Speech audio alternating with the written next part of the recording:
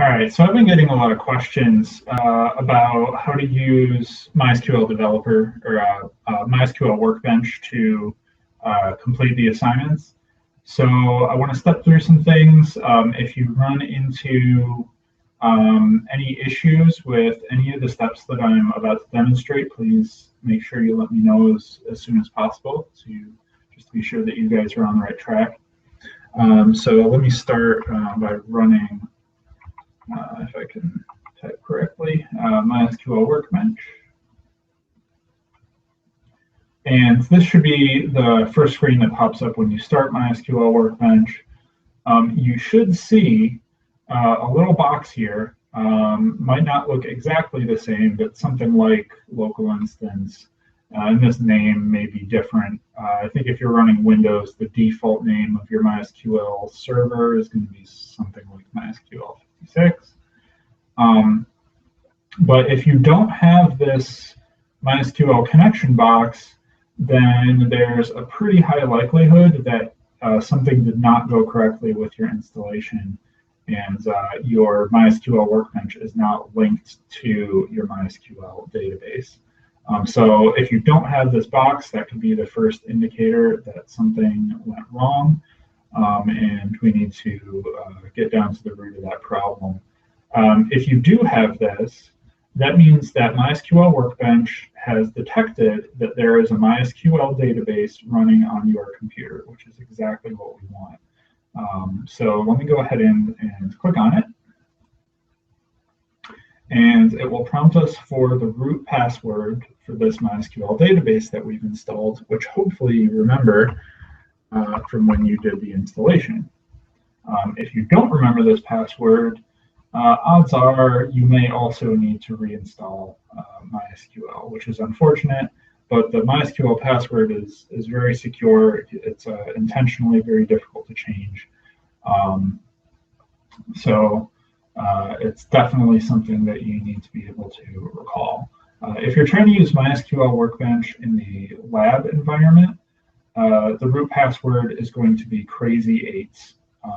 CRAZY, the number 8, and then the letter S. And that's in a couple different documents on the D2L site. But that is available if you want to run this in a LCC computer lab.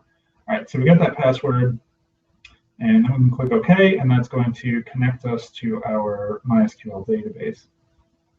So inside of our now that we're connected to the database, we get the actual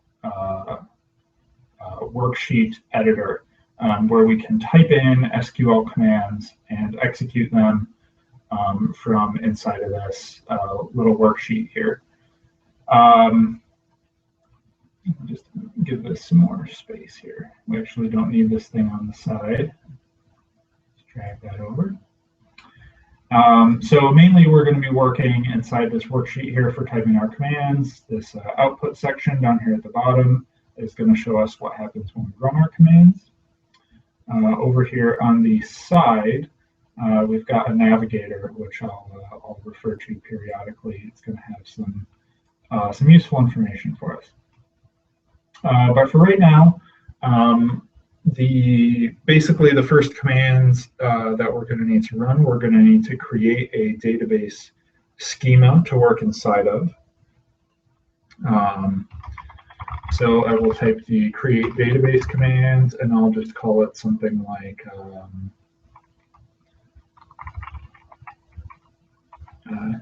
just welcome. So we've got the create database command here. We're going to create a database called welcome. Now, to run this command, you've got a couple different options. Basically, we're going to be looking at these lightning bolts up here, primarily these first two.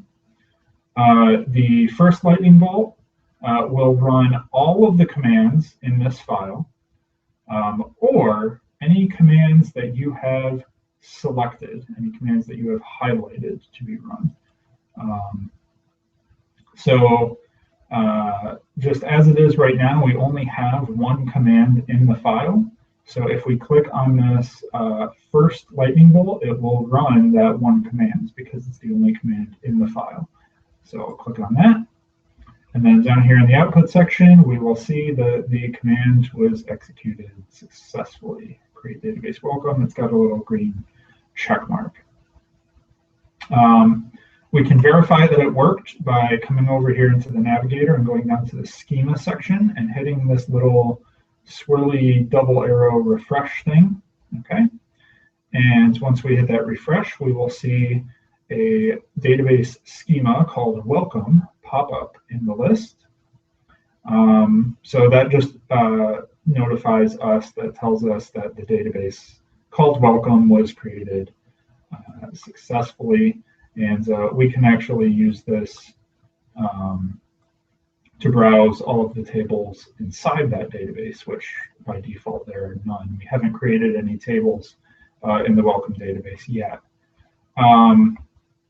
So we want to create some tables, but before we actually do that, we have to switch over to the welcome database.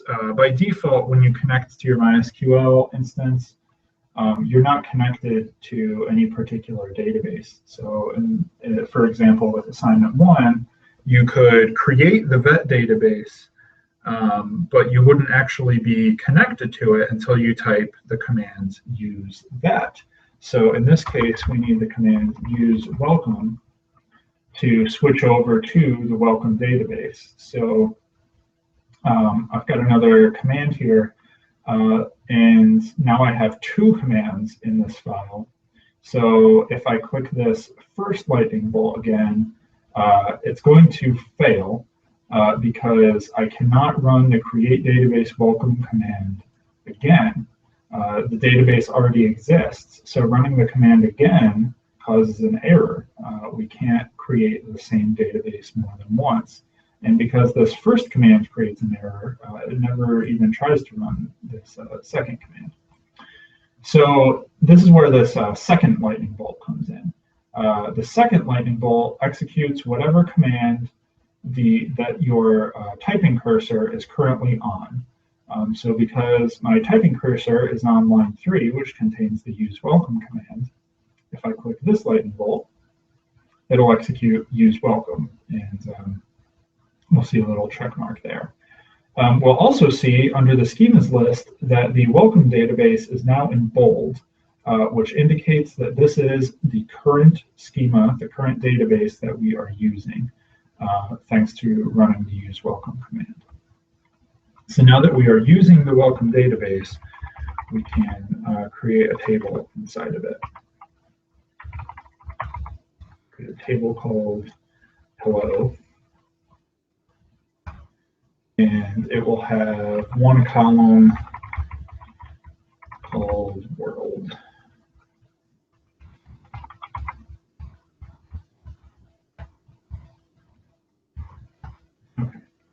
So here's our create table commands. This is going to create a table named hello, and a table of one column called world, and world, the world column will be of variable character length with a maximum length of 10. So now similarly, we can use the second lightning bolt on any of these 3 lines. It doesn't matter which line our cursor is on. If it's inside the create table commands, when we click this second lightning bolt here, it'll execute the create table.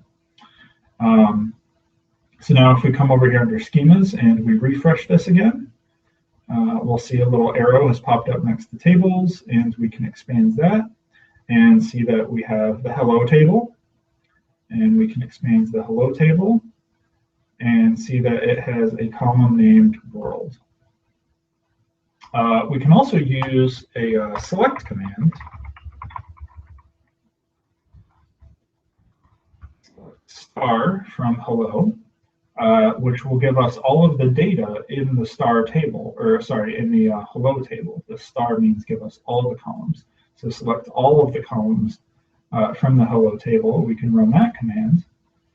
And in this case, we're actually going to get some results. And we can see the world column, and there's no data inside of it because we haven't added anything yet. So that's exactly what we would expect. but it verifies that the table exists and there's a column inside of it, but there's no data inside of that column. We have no rows here.